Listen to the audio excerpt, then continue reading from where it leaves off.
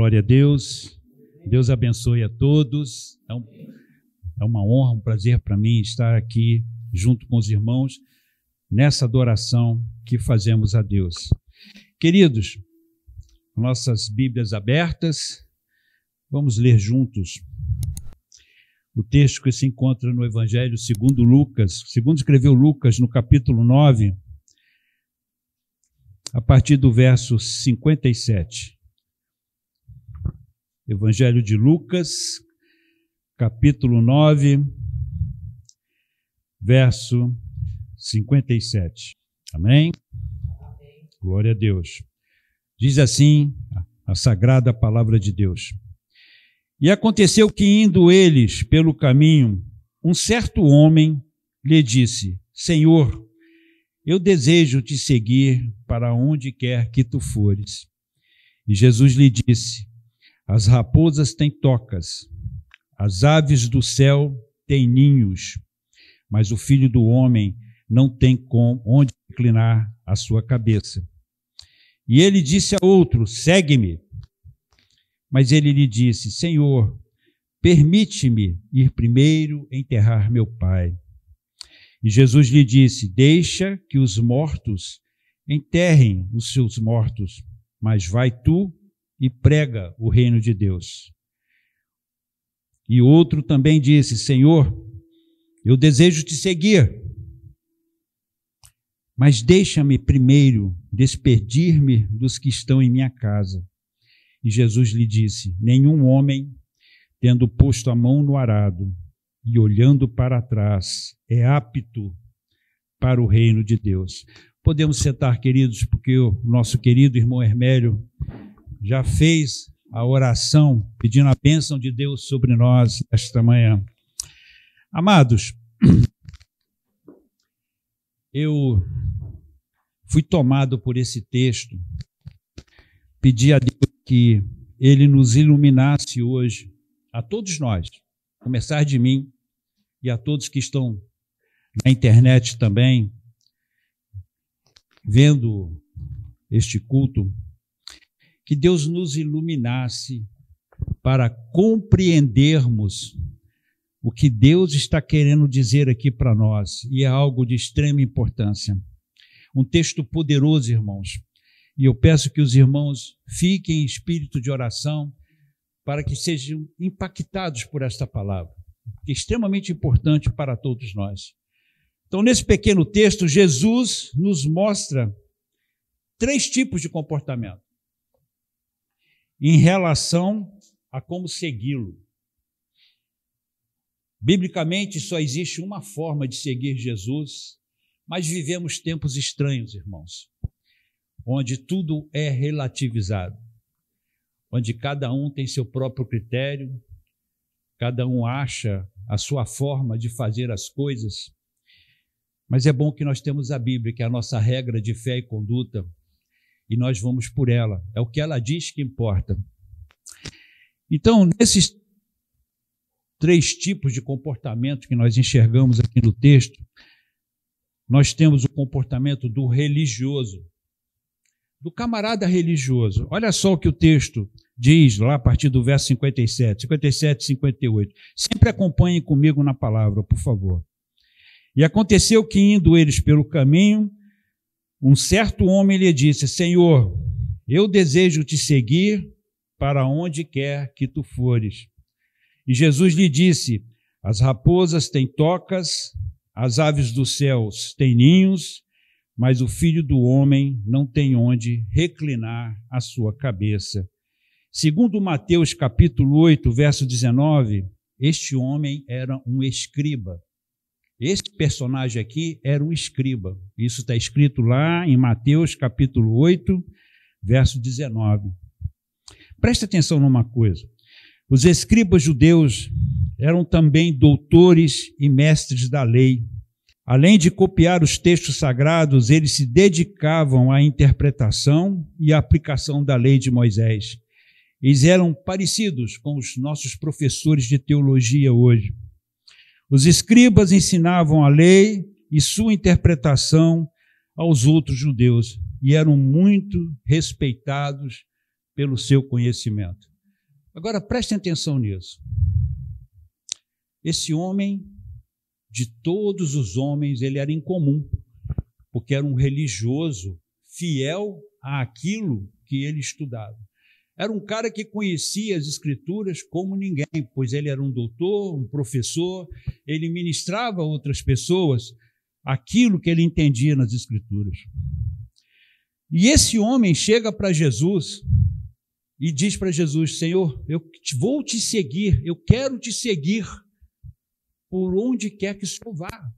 Eu vou contigo, eu vou te acompanhar em todos os momentos. Seria natural que Jesus quisesse uma pessoa como essa no seu time. Um cara que entendia da palavra, um cara que conhecia as Escrituras como ninguém, alguém que poderia estar ao lado dele ministrando, mas, no entanto, Jesus dá uma resposta muito interessante, porque ele diz assim: as raposas têm suas tocas ou covis, e as aves dos céus têm ninhos, mas o Filho do Homem não tem onde reclinar a cabeça. E por que Jesus fala isso para ele?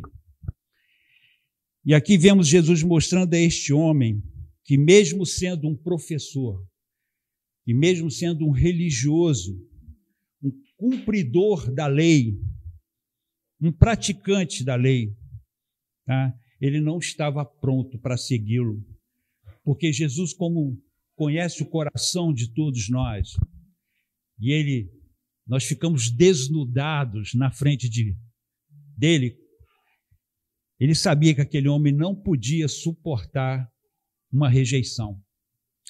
Interessante, aí você vai falar assim: Cleiton, mas espera aí, não estou entendendo. Como é que é essa ligação? Se vocês forem para o versículo 51 do capítulo 9 que nós lemos, olha o que está escrito ali. Aconteceu que, tendo chegado o tempo para a sua ascensão, ele fixou a sua face para ir a Jerusalém.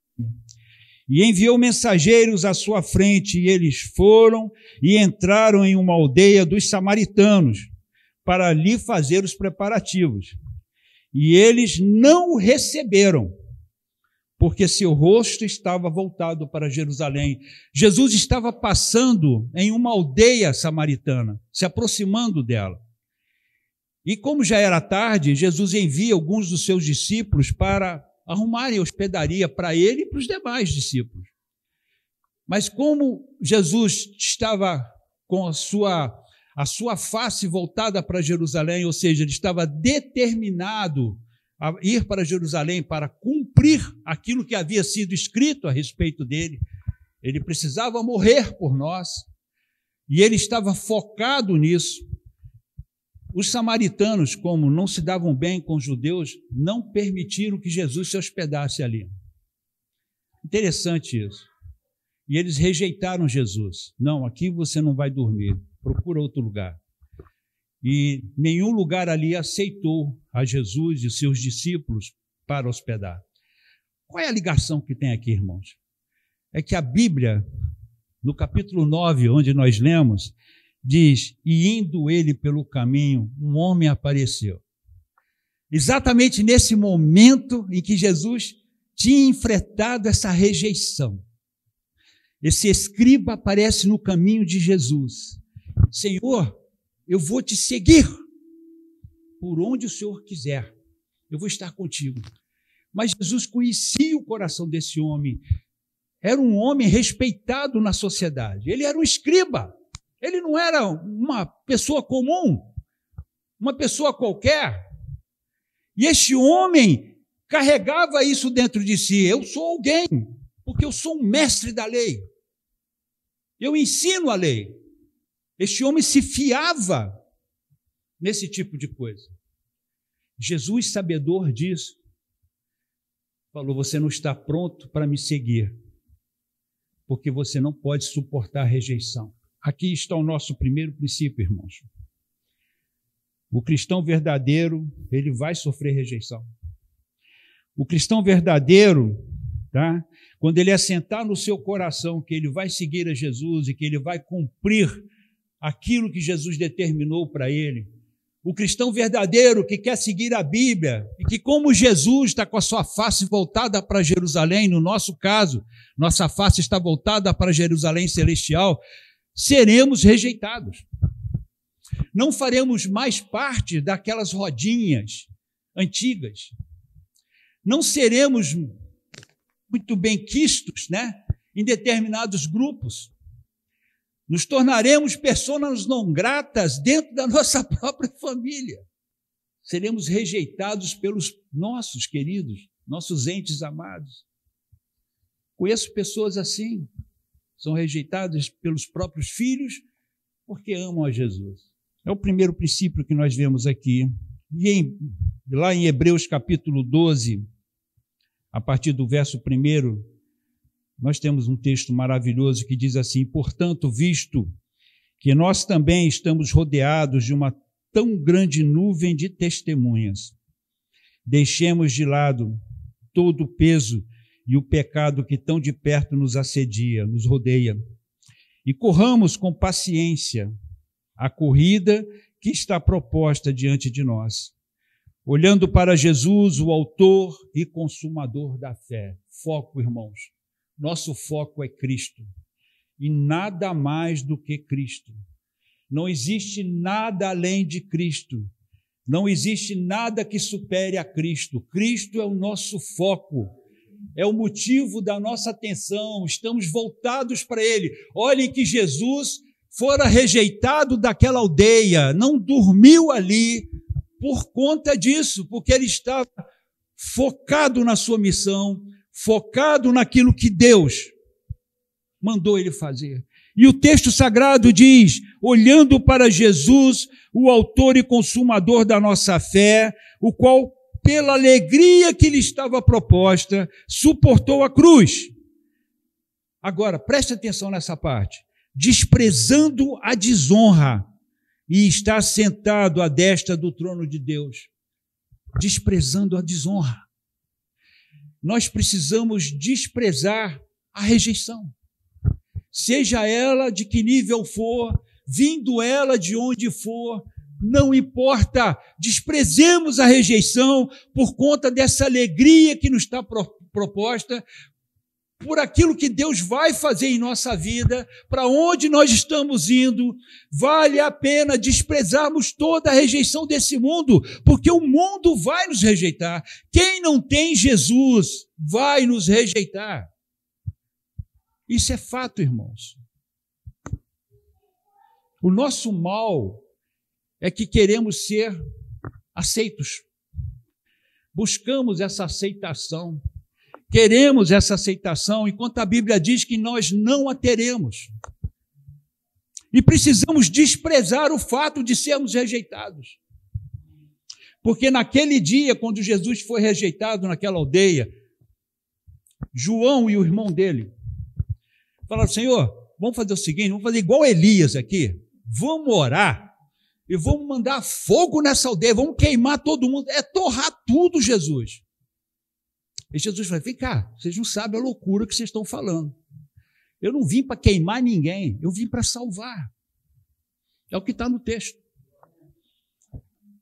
Jesus desprezou a desonra. Considerai, pois, aquele que suportou tais contradições dos pecadores contra si mesmo, a fim de que não fiqueis... Olha só, gente, isso aqui é demais. A fim de que não fiqueis exaustos e desencorajados em vossas mentes. Quando desejamos a atenção do mundo para nós, quando desejamos ser bem-quistos pelo próprio mundo, estamos atentando contra nós mesmos, vamos ficar cansados, irmãos, exauridos, porque não vai acontecer. Nós estamos lutando contra algo que Deus já mostrou que não vai dar certo. Despreze isso. É o que a Bíblia manda você fazer, o que a Bíblia me manda fazer, para que nós não fiquemos desencorajados. E no versículo 4 ele diz assim: vós ainda não resististe até o sangue, lutando contra o pecado. Amados, esse camarada aqui não estava disposto a fazer essas coisas. Porque senão Jesus não teria falado com ele desta maneira. Pensem, era um escriba, um entendido nas Escrituras. E, no entanto, Jesus fala para ele uma palavra específica. Ele diz, olha só, as raposas têm seus covis, as aves têm seus ninhos, mas o Filho do Homem não tem onde reclinar a cabeça dele. Jesus tinha passado por uma rejeição e ele mostrou isso para esse homem, mostrou para ele que não estava disposto a negociar isso. Não estava disposto a descer do pedestal de mestre da lei. Não estava disposto a abrir mão de não ser mais querido, de não mais frequentar as rodas. Ele não estava disposto a isso. E por isso que Jesus falou isso para ele. E muitos de nós queremos seguir Jesus, mas queremos que o mundo nos aceite. Fazemos coisas para esse mundo nos aceitar, ou permitimos coisas para que isso aconteça. Mas vamos para o segundo comportamento. É o comportamento dos desinteressados. E isso está lá no verso 59 e 60 do texto que nós lemos. E ele disse a outro, segue-me. Mas ele disse, Senhor, permite-me ir primeiro enterrar o meu pai. Jesus lhe disse, deixa que os mortos enterrem os seus mortos, mas vai tu e prega o reino de Deus. Irmãos, esse camarada aqui estava em torno de Jesus, estava ao derredor dele. Ele orbitava em torno de Jesus, ele acompanhava Jesus, mas Jesus não estava no coração dele. E olha, interessante que ele é o único cara que Jesus fala, dos 3 personagens desse texto, é o único camarada que Jesus fala assim, siga-me. Por que que Jesus faz isso? Por que que Jesus diz para apenas esse cara, me siga? E é seco isso, é um texto seco, ele diz assim, segue-me. É imperativo. Ele não pede opinião. Ele não faz nenhum tipo de floreio, mas ele diz, siga-me. E por que Jesus fala isso apenas para esse cara? A resposta está no texto. Tá? O texto diz assim, ele diz para Jesus, Senhor, deixa eu primeiro sepultar o meu pai, enterrar meu pai. Na realidade, o pai dele não estava morto, todos sabem disso. Mas ele queria estar pronto para poder fazer isso, e Jesus fala para ele exatamente que nas circunstâncias, elas mesmas se resolvem. Então ele fala aqui de prioridades. Jesus chega para ele e diz assim, você precisa priorizar na tua vida o reino de Deus. Você não está priorizando o reino de Deus, você está perto de mim. Você está me rodeando. Para onde eu olho, eu vejo você. Para onde eu estou olhando, eu percebo você. Você está me acompanhando, mas você não me segue. E muitos de nós estamos orbitando em torno do Evangelho. Estamos numa órbita. Nós não seguimos Jesus. Nós não estamos um pouco importando com a prioridade dele na nossa vida. E olha que Jesus coloca a coisa muito seca aqui, porque quando ele fala assim, resolva a sua vida e me siga, e vá pregar o reino de Deus. Você está aqui ao meu lado, se quer continuar comigo, para você me seguir, não fique orbitando em torno das coisas que eu te falo. Não fique vagando pelo espaço em torno daquilo que é pregado para você. Tome uma decisão. Pregue o reino de Deus.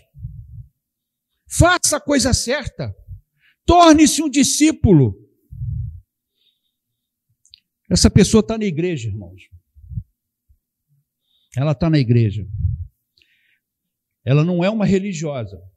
Por que ela não é uma religiosa? Diferente do primeiro personagem. Porque ela não pratica aquilo que está escrito. busca o melhor dos dois mundos para ela. A igreja é muito bom, chego lá no domingo, ouço uma boa palavra, ouço os cânticos, me emociono. Mas quando chega segunda-feira, e terça, e quarta, e quinta, ela vive o melhor do outro mundo. No domingo, ela vive aquilo que é de Deus. Mas no resto da semana, ela vive o que o mundo lhe oferece. O melhor dos dois mundos, se é que alguém pode ter isso. Deseja as bênçãos de Deus para os seus projetos. Já viu aquele camarada que só vai na igreja para pedir bênção? Enquanto que a Bíblia nos ensina que o momento de culto, ele é mais gratidão do que qualquer outra coisa. Estamos reunidos aqui para agradecer a Deus por tudo que Ele fez por nós. Por tudo que Ele fez por nós. Nós temos liberdade, podemos ainda pregar o Evangelho, podemos estudar a palavra, temos Bíblias à vontade na nossa mão, temos mestres maravilhosos que nos ensinam, todos estes dotados por Deus, com seus dons para isso. Saímos daqui com o nosso coração confortado, mas hoje é dia de culto a Deus, ministração a Ele, porque Ele é bom. Acabamos de cantar isso, porque Tu és bom, bom demais. Então esse cara, ele deseja as bênçãos de Deus para os seus projetos, mas não se importa com as prioridades que Ele estabelece. Jesus estabeleceu uma prioridade para esse cara. Vá e pregue o reino de Deus. Viva esse reino. Frutifique nesse reino. Deixe de orbitar. Deixe de vagar em torno. Mas ele dá uma desculpa para Jesus. Ele diz: Senhor, eu tenho umas coisinhas para resolver, eu tenho uns projetos aqui que eu estou pensando. Olha, eu tenho algo para fazer. Eu vou pensar nisso, Jesus, te prometo que eu vou pensar nisso. E hoje estudamos a questão do tempo. O que nós vamos escrever naquela página em branco? Entre a nossa vida, o nosso nascimento e a nossa morte. O que vamos escrever ali? Tem gente que está com a página em branco até agora. O espaço está vazio. E a morte vai chegar. A morte vai chegar. Isso é para acordar todo mundo. A morte vai chegar. Verdade. A morte vai chegar. E a página está em branco. Amados, veja que esse personagem é o único que Jesus convida para segui-lo. Porque, diferente dos outros dois, que manifestam o seu desejo de segui-lo, tá? Esse é o único que está perto de Cristo, mas o seu coração está distante dele. O convite de Jesus, na realidade, é uma exortação para a mudança, irmãos. Jesus queria que ele mudasse o estilo dele. Em 2 Pedro, capítulo 2, a partir do verso 15, nós lemos assim: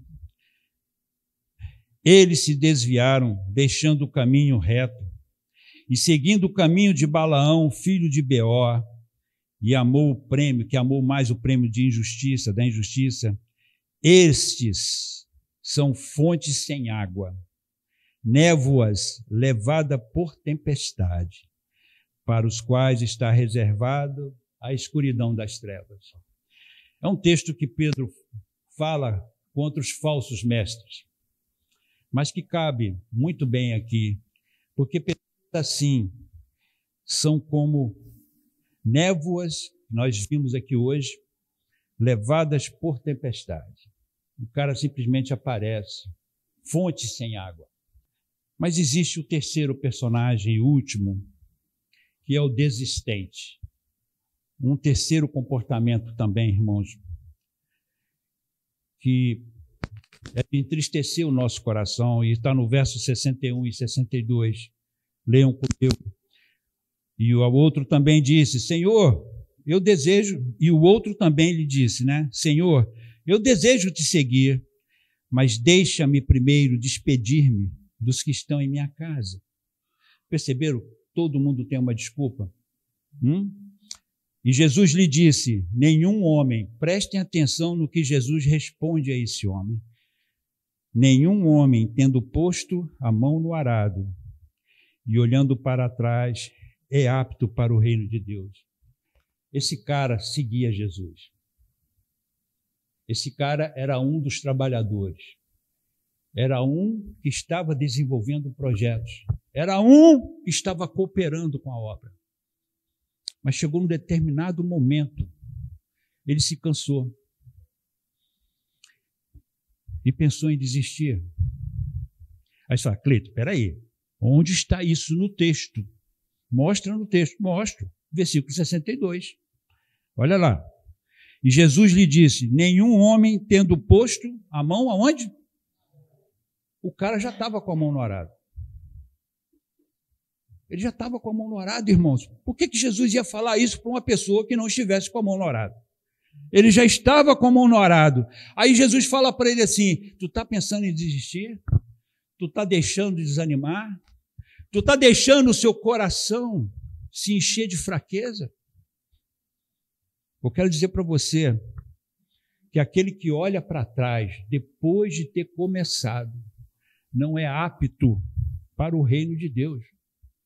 Jesus está dizendo para essa pessoa que a desistência o impedirá de participar do reino de Deus. E aqui, queridos, nós temos Mateus 24, versículo 13, que diz assim, mas aquele que suportar até o fim, esse será salvo. É o que permanecer. A nossa salvação está vinculada diretamente à nossa permanência em Cristo. Simples assim. Ah, mas eu aceitei Jesus, me desviei, mas se no meu desvio aqui eu morrer, eu estou com Cristo. Não é isso que a Bíblia diz. A Bíblia diz, se você permanecer nele, porque estamos incluídos em Cristo, sai do barco quem quer. Mas o barco está indo para o céu. E se você pular fora dele, tu fica fora. Lucas 21, 19 também fala a mesma coisa. Na vossa paciência, possuí a vossa alma. Algumas traduções dizem, na vossa perseverança conquistareis a vossa alma. E são duas afirmações que saíram da boca do próprio Jesus. Isso nós precisamos entender, irmãos. Desistência para o cristão, desânimo para o cristão é mortal. É mortal. Filipenses capítulo 1, verso 6. Sendo confiante nisto mesmo, que aquele que começou a boa obra em vós, a realizará até o dia de Jesus Cristo. Quem começou a boa obra em nós, vai cumprir esta obra em nós até o seu dia, até o dia que ele vier. Mas se nós permanecermos nele, não tem como Jesus operar a sua obra na nossa vida, se não estivermos nele. E isso é uma promessa, irmãos. Isso aqui é uma promessa. Hebreus 10, e esse texto ele é mortal. Ele é matador, eu gosto de falar assim, porque ele derruba qualquer tipo de pensamento contrário. Hebreus capítulo 10, a partir do verso 35, nós lemos assim, não lances fora a vossa confiança, a qual tem uma grande recompensa. Olha como é que essa parte do texto começa. Ele está pedindo, não jogue fora a sua confiança, não desista, não desanime, porque tem uma grande recompensa se você perseverar, se você ficar firme naquilo que Jesus propôs no teu coração. E o texto continua, porque necessitais de paciência, para que depois de haverdes feito a vontade de Deus, alcanceis a promessa. Entendem? Só vamos alcançar a promessa se perseverarmos. No 37, continua dizendo, porque por mais um pouco de tempo, olha o que o Senhor está nos falando hoje, por mais um pouquinho de tempo, aquele que há de vir não tardará. Está perto, está chegando o dia, está chegando a hora, meus irmãos. Ora, o justo viverá pela fé, mas se algum homem recuar, a minha alma não terá prazer nele. Quer coisa mais clara do que isso? Aqueles que não permanecem em Cristo, aqueles que o deixam, que desistem, a palavra de Deus está dizendo que Deus não tem prazer numa pessoa assim. E ele fecha com o 39 maravilhoso, que diz assim, nós, porém, não somos daqueles que recuam para a perdição. Recuar é perdição, irmãos. É que a palavra de Deus está falando, não sou eu. Mas daqueles que creem para a salvação da alma. Qual a conclusão que nós chegamos, querido, com esta reflexão? Jesus não nos induz ao erro. Nunca ele fez isso. Jesus sempre foi muito claro conosco. O Evangelho, ele é claro. Não tem como você ser enganado pelo Evangelho. O que acontece hoje em dia é que este Evangelho está sendo deturpado. Ele não está sendo pregado conforme a própria palavra nos ensina como pregar. É só repetir o que Jesus ensina. Primeiro, Jesus nos mostra o que é realmente segui-lo. Nós vimos três pessoas, duas desejosas de seguir Jesus. Né? Uma falando, Senhor, eu quero te seguir. E Jesus diz para ele, você precisa, primeiro, né, não se conformar mais com esse mundo. Você tem que aprender a ser rejeitado. Você está disposto a ser rejeitado por esse mundo? Rejeitado pelos seus queridos, pelos seus familiares, pelos seus amigos? O outro já estava seguindo, mas estava desanimando. Senhor, eu vou continuar te seguindo. Deixa eu ir lá despedir dos meus pais. Sempre tem uma desculpa. Essa semana eu ouvi uma delas. Estava até comentando com o Hermélio sobre isso. Uma pessoa que o discurso dele foi de pura desculpas. Mas é sempre assim. Isso é assim desde que o mundo é mundo. E o outro estava orbitando em torno de Jesus, achando que isso era suficiente. O melhor dos dois mundos. Eu tenho a igreja, mas eu tenho o melhor do mundo também. Não pensem em vocês, não se enganem. Essas pessoas estão aqui dentro. Essas pessoas estão dentro da igreja. Lucas 9 é a resposta de Jesus para quem quer segui-lo. Versículo 23. E dizia a todos eles, se algum homem, presta atenção, saiu da boca de Jesus, se algum homem quiser vir a mim, negue-se a si mesmo e diariamente tome a sua cruz e siga-me. O texto é claro, meus irmãos. Renúncia à morte é um exercício diário. E no caso aqui, quando ele fala, se algum homem quiser vir após mim, negue-se a si mesmo. Fala de entendimento, de você entender, compreender que é necessário que seja desta maneira. Negar-se a si mesmo, você só vai ter uma ação quando a sua mente compreende que aquilo é necessário para a sua vida. E quando você tem um entendimento, à luz do Espírito Santo na sua vida, e você compreende que você precisa renunciar a si mesmo, renunciar a este mundo, renunciar a qualquer coisa, como lá diz em Hebreus, tira os embaraços da tua vida, para que você possa correr livremente. E quando nós entendemos isso, sim, agora estamos prontos para a ação. E a ação o que é? A ação só pode ser homologada na cruz, irmãos. E cruz é símbolo de morte. A cruz é símbolo de morte. Renunciamos, entendemos que a renúncia é necessária, é uma compreensão no espírito. Então eu vou para a cruz e mortifico o meu corpo diariamente. É a minha vontade sendo submetida à vontade de Cristo. É não eu fazer mais as coisas que eu quero fazer, mas as coisas que Deus quer que eu faça. É eu obedecer a palavra na sua íntegra. É eu ir para as práticas que Jesus nos ensinou para termos uma vida cristã forte.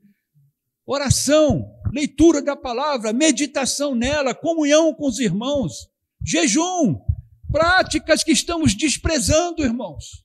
As igrejas estão cheias de entretenimento e pessoas estão correndo para lá. Jesus não veio nos divertir. Ele veio nos salvar de um mundo perdido e de uma sentença que já foi dada. E as pessoas querem se divertir. Eu vou na igreja tal porque aquele pastor é divertido demais, ele me faz rir o tempo todo. Ele é um cômico, ele é muito engraçado. Transformamos os púlpitos em picadeiro. Palhaços estão tomando conta dele. Não há nada demais de você ser bem-humorado, mas desde que você pregue a palavra como ela é, verdadeiramente é. Renúncia e morte é um exercício diário, irmãos. Todo santo dia vamos acordar, vamos botar o pé no chão, e se for num domingo de manhã, hoje, meus irmãos, às 7 horas da manhã, quando eu botei o pé no chão, não tive a menor vontade de vir para a igreja. Aí entra o teu compromisso com Cristo. Eu vou para a igreja. Eu vou estar lá na hora certa. Eu vou chegar no momento certo. Ah, mas meu corpo está de não, fica mais um pouquinho na cama. Vamos arrumar desculpas como esses 3 camaradas arrumaram. Desculpa nós vamos ter. E eu, então, sou o rei das desculpas.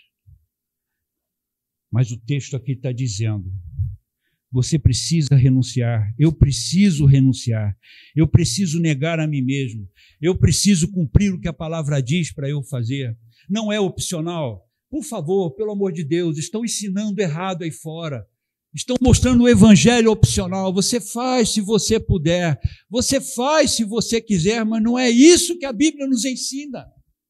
Ela manda que nós mortifiquemos a nossa natureza. Paulo disse que esmurrava o corpo dele. Mas como é que é isso na prática? Gente, esse versículo é o texto áureo da minha vida, que eu carrego comigo para me lembrar exatamente o que eu tenho que fazer. Gálatas 2:20, um texto que eu repito aqui todas as vezes que eu posso, que diz assim, estou crucificado com Cristo, não obstante, eu, porém, não eu, mas Cristo vive em mim. E a vida que vivo na carne, vivo-a pela fé no Filho de Deus, que me amou e entregou-se a si mesmo por mim. Paulo diz, não sou eu mais que estou vivendo. Jesus é que está vivendo neste corpo aqui. Não são mais as minhas ações, são as ações que Jesus faz. Não são mais os meus pensamentos, são os pensamentos que Jesus pensa. Não é mais a minha vontade, é a vontade do Cristo que mora dentro de mim. Meus amados, isso é cristianismo. Isso é você todos os dias falar isso para você mesmo, mais do que falar, cumprir isso que está escrito aqui. E a Bíblia diz, temos uma promessa lá que nós acabamos de ler, que esse Deus vai cumprir a sua boa obra até o dia de Cristo Jesus. Se nós permanecermos em Jesus e praticarmos o que está mandando. Paulo está dizendo que, embora estivesse vivo, presente na sua realidade, suas ações estavam impregnadas do viver de Cristo. Filosofamos muito sobre isso, irmãos, mas não praticamos. Em suma, é fazer o que Cristo estabelece em sua palavra e ser obediente a Ele. Em segundo lugar, irmãos, ele nos manda refletir sobre isso antes de assumirmos um compromisso com ele. Gosto da palavra de Deus, gosto do jeito que Jesus lida conosco.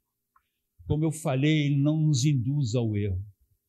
E esse texto de Lucas 14, também muito falado, retrata perfeitamente isso, 14, 28, a partir do 28, quando ele diz: porque qual de vós, querendo edificar uma torre, não se assenta primeiro para calcular o seu custo, para ver se tem o suficiente para acabá-la?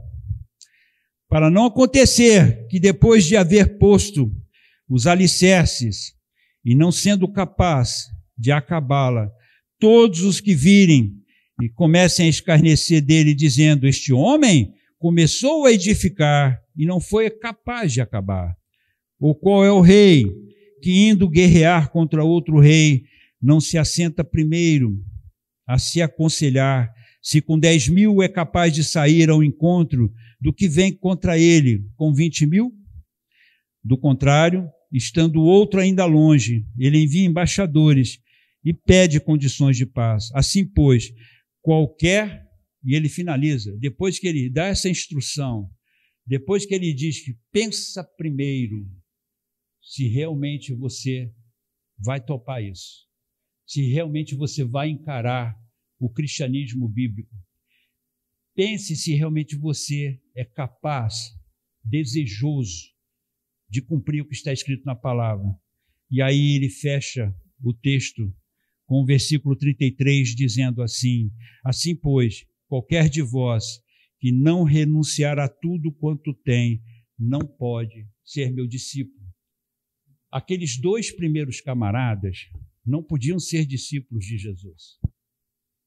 Suas motivações eram estranhas àquilo que Jesus pregava. Um orbitava, queria viver em dois mundos.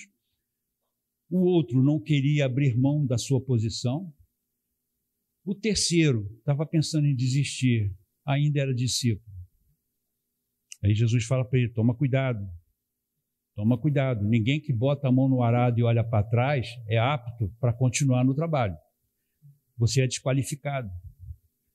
Quantos cristãos estão sendo desqualificados hoje por conta disso? Quantos estão orbitando em torno do Evangelho, achando que estão fazendo alguma coisa útil? Amados, não se enganem. Vocês que estão me ouvindo, escutem, pelo amor de Deus, o que o Espírito Santo está nos falando hoje. Não nos enganemos, irmãos, com as mentiras que estão sendo pregadas por aí. Não tem como você seguir a Cristo se não houver renúncia na sua vida. Não tem como seguir a Cristo se você realmente não estiver disposto a fazer o que Ele está mandando fazer aqui. Cristianismo não é uma reunião de boas ideias. Cristianismo é uma coisa séria. Seguir Jesus é o princípio da nossa vida. Segue Ele quem quiser e Ele coloca as pessoas à vontade em relação a isso. Não pense que seguindo Jesus de qualquer jeito, do seu jeito, você está fazendo aquilo que é certo. Muita gente vai ser surpreendida se ainda ficarem nessa situação.